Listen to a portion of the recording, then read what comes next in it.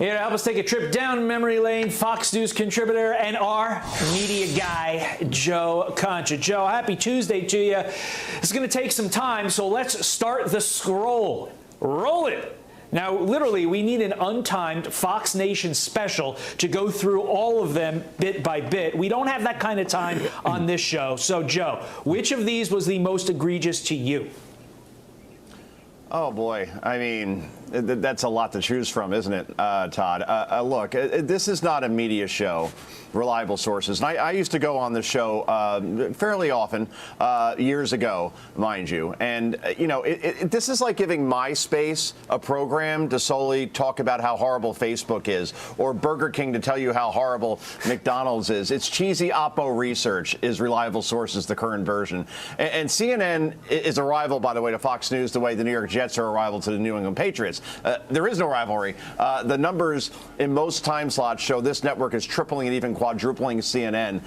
So there isn't much competition here. But all of that said, I think ignoring the fact that the Steele dossier was completely and totally debunked, finally, and we've talked about that for a while now. I think that's the biggest deal, because you think about the dossier, Todd, and the fact that it drove a news cycle for 3 years during the Trump presidency, and everything that was in it, all the salacious things, was discussed endlessly on CNN, and the fact that that now is worth the paper it was printed on, and a media show doesn't cover the fact that so many news organizations were duped by this dossier, which led to the Russia investigation, which dominated the Trump news cycle. I think if you ignore that, then you're no longer a media show.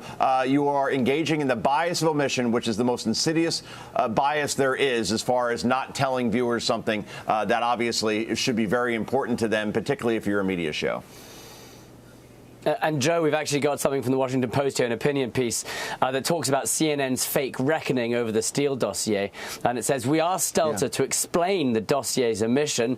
No on-the-record comment," replied CNN, who are a stickler for public transparency, frankly, via DM. Look, it would have made for some interesting television, I think, given CNN's own role in hyping the alleged corroboration of a document that has fallen apart bit by bit ever since its January 2017 publication by BuzzFeed News. But I suppose also he stayed away from reporting on a lot of the CNN stories, a lot of the Cuomo stories. They did mention it occasionally, but where were the big Cuomo scandals that could have been mentioned as well? I guess it's difficult to report on yourself when it's negative, but surely they had to have done more on that point. Well, you would think, right? And look, you're right, Benjamin. Let's be fair. You know, it's their network, and as I said, it's not so much a media show as it serves as PR for the network sometimes, or engages in crisis management in trying to explain away some things like the Chris Cuomo story. And reliable sources, to its credit, did talk about it for a bit, but not nearly as much as it should have been broached. Also, the Jeffrey Toobin scandal was barely broached as well.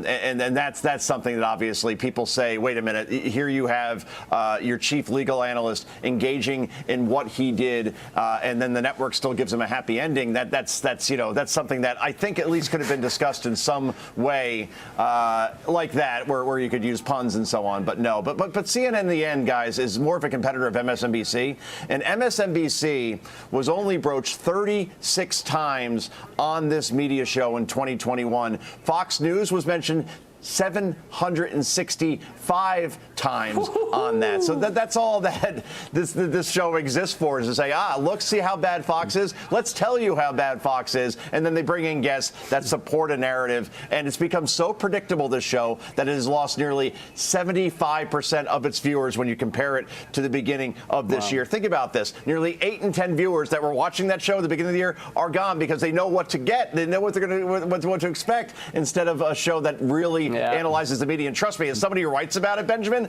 there's a lot to discuss besides one network, believe me. Well, you know, Joe, no matter what they try, it's just not working. And as you pointed out, ratings over here are skyrocketing. So thank you, everyone at home, for watching. Joe Concha, for joining us again. Thank you very much. Take care, Benjamin. Have a good one.